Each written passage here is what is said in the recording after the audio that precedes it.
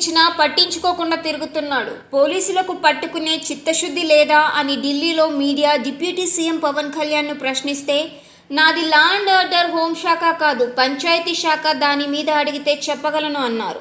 తాను ఈ వ్యవహారం సీఎం దృష్టికి తీసుకుని వెళ్తానని పేర్కొన్నారు. అంతేకాక రామ్ గోపాల్ వర్మని పట్టుకోవడానికి ఎందుకు పోలీసులు తటపటాయిస్తున్నారని అన్నారు.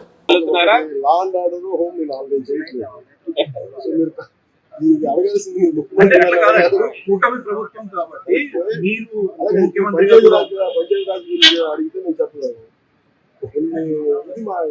మీరు చెప్పినన్ని సమిష్టి బాధ్యత కదా సార్. తప్పించుకోవట్లేదు కదా, వాళ్ళు ఒక మాట చెప్పేటప్పుడు బాధ్యతగా చెప్పాలి.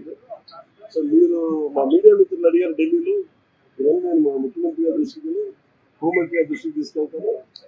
ఏం చెప్పంటారు చెప్పండి, మీ మాట నేను తీసుకెళ్తాను. అంటే మిమ్మల్ని అంత ఇబ్బంది పెట్టినప్పుడు అంత ధైర్యంగా ఆంధ్ర పోలీసులకు ఈ రోజు ఆంధ్ర పోలీసు ఎందుకు తట్టపాయిస్తున్నారు అడగాలి.